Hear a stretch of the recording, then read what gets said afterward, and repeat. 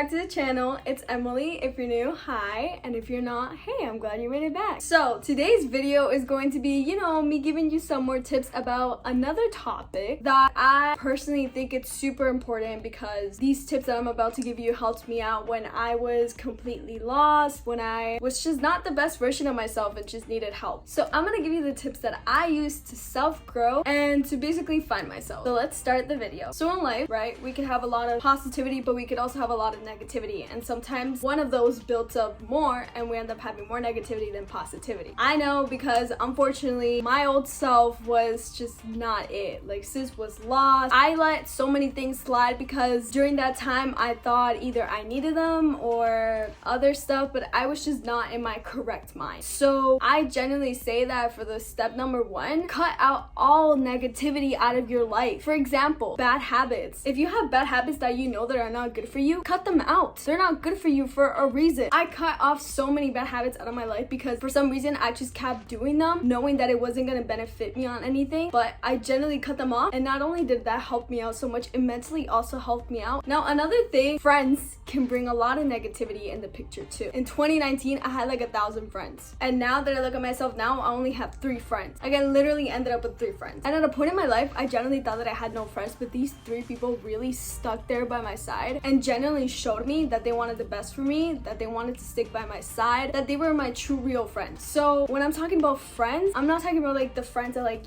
generally have your backs and stuff. I'm talking about those friends that are there for other reasons. For example, like, not the friends that want you to succeed. No, these friends are the friends that bring so much negativity into your life because they generally don't want you to succeed, or they just don't like you but are just there beside you. Like, I generally had so many friends in my life that generally brought so much negativity in me, brought me down so much, and for some reason I let them do it. Like, I generally allowed them to do it, and I feel like that was a big mistake because I thought they were my friends, so I let them do so many things to me because I'm like, no, like, they're my friends, like, blah blah blah. But no, cut all of that off. Trust me, even some of the friends that I thought that were like this real and like super close, most of them ended up walking away out of my life too. Not gonna lie, I was kind of hurt about it, but I'm like, you know what, like, it's fine, everything happens for a reason. It just shows who's real and who's not. Now once again, I'm not like offending these people because maybe they were just not meant to be in my life, but generally, like, Now, I generally think that this step is really good because not only is it gonna help you out so much, but it's just so good because it allows you to build yourself into a better version, which I can confirm because I did it. So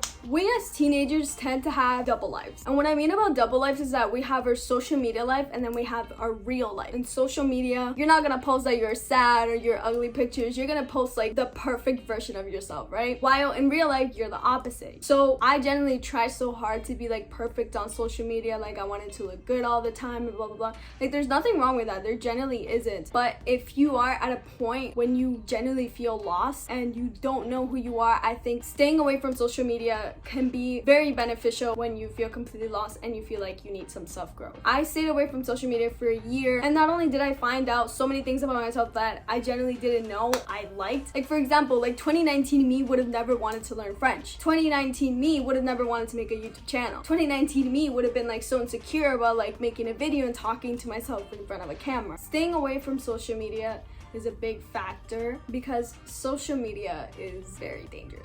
Not only because like hackers, I'm not talking about any of that. I'm talking about, like, let's just say like one day you're feeling down, right? You go on social media, you try to make yourself feel better. You're not looking all pretty that day, you're looking a little bit messy, and then you see another girl, let's just say she's like living her best life, she looks so good. You seeing her looking so pretty and you're like, oh, I wish I looked like that too. You're bringing yourself even lower. Like, social media generally influences a lot of bad things, but it also has its good things. But I generally think that staying away from social media is really good when you're just trying to self-grow and you're just trying to figure out yourself, because all that time that you could have used to find more things about yourself or do some self-growth, you wasted it on social media. Now that's my point. Now for this step, I know some people are gonna feel a little weird about it because when I started doing it, I was like, I don't know, taking some time alone with yourself, like for example, going to the mall but alone, getting some food but alone, only with yourself, right? Getting your nails done but alone, like getting your your lashes done. Take some time alone for yourself. Now what I mean by this is that I used to have the habit that if I wanted to go somewhere, I always had to bring someone with me because I was generally like so scared to hang out by myself. Like I didn't want to look lonely or anything. No, just because you're hanging out with yourself, that doesn't matter. That doesn't make you look lonely or anything. Hanging out with yourself, not only does it like help you find out new things about yourself, but it also helps you build security with yourself. I used to be so afraid to go to the mall alone and just walk alone. I did it a few weeks ago and I had so much fun, and it was only being by myself. Like I wasn't calling anybody. Like I was listening to some music and walking around the mall buying what I needed, you know, like I was treating myself, right? Generally took me a long time to be able to hang out with myself because for a long time I thought that if I was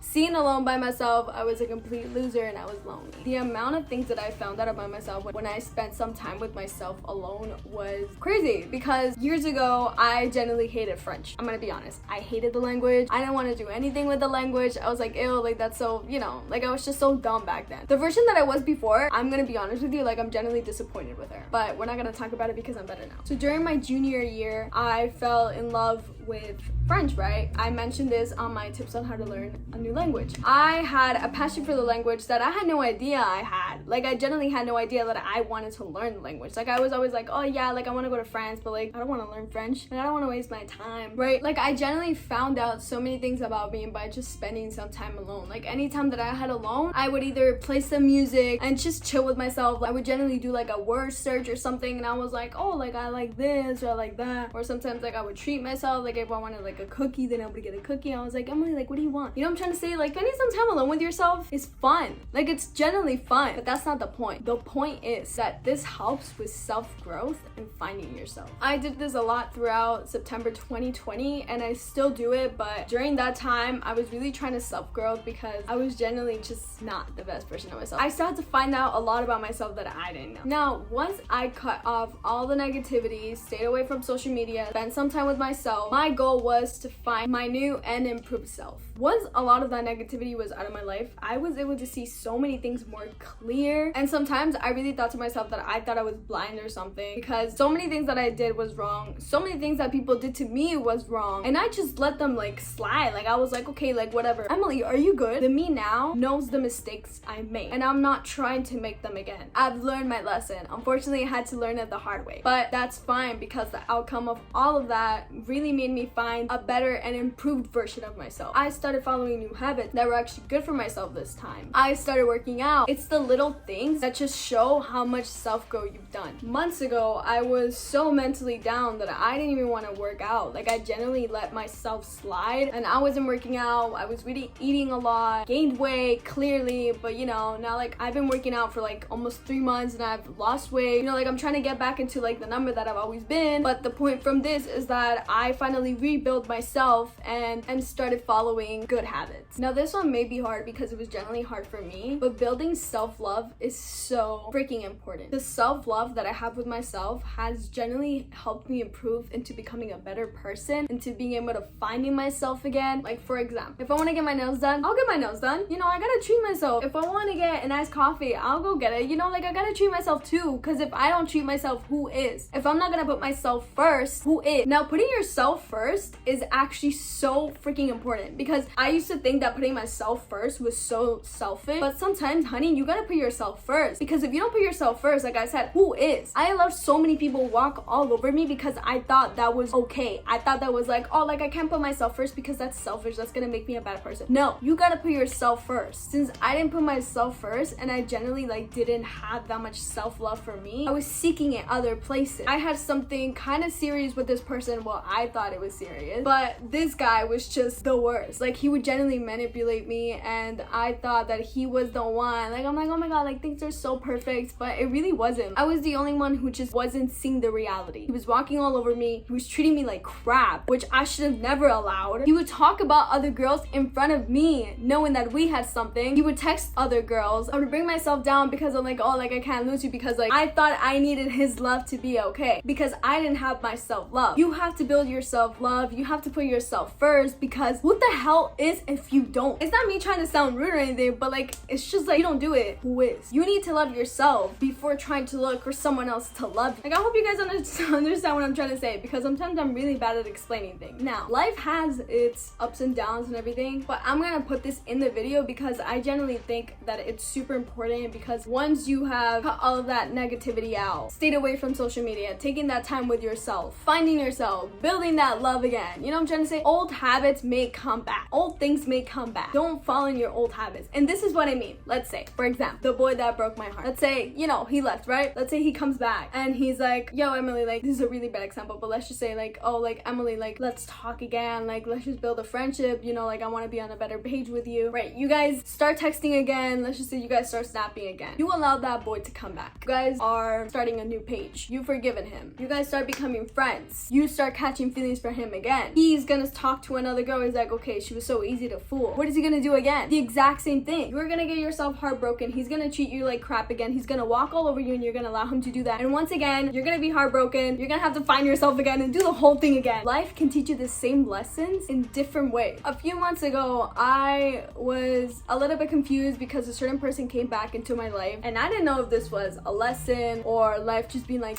watch out, Emily, or I was just like, or maybe it's just, you know, this person's just meant to stay in my life. I still haven't figured that out, but I'm just trying not to fall in the whole entire bad habit that I had, that I was like, oh, like, if this person came back into my life, then it's meant to be. Something's meant to be here. Like, sis, seriously? Now, that's my point of view. That's how I see things. I know a lot of people have different ways into, you know, improving themselves, finding themselves, but I genuinely feel that by doing all of these things, I found myself. I found out what, you know, what my real passion is. Now, I know for a fact that I left out a few things because I had the bad habit of forgetting things easily, but let's hope I didn't forget anything. But you know what, aside from that, I hope these steps really help you out, because if you are feeling down or anything, sis, I'm right here. I want you to be the best version of yourself. I was once there where I was lost, hurt, left alone, and I had to pick myself up, because if I didn't, who was? You know what I'm trying to say? So sis, you aren't alone. You have yourself. Pick up yourself, get ready, look pretty, start figuring out what you like, start figuring out what you're gonna do in your future, start following better habits, start becoming the actual person you're supposed to be. And it's okay if you don't figure that out fast. Some people take their time, some people take 5 years, some people take 10 years to figure out who the hell they are. It's all different for everybody. But what matters is the process that you're doing to get to that point. You know, who knows that from here to 10 years, you are gonna be happy, you're gonna have your dream job, you're gonna be successful, you're gonna have lots of money. You know what I'm trying to say? Like, sis, keep your head up. There's so much great things coming to our lives. You know, you can do this. Okay, I believe in you. I believe that you can do this, and I believe that you can get to the point where you want to get. Okay, so that's the end of the video. I really hope you guys enjoyed today's video, and I hope this really helped you the same way it helped me. Make sure to leave a thumbs up, subscribe if you haven't, and turn on the bell notification so it notifies you whenever I post, which is every Monday. I hope you all take care. I'll see you guys next Monday. Bye.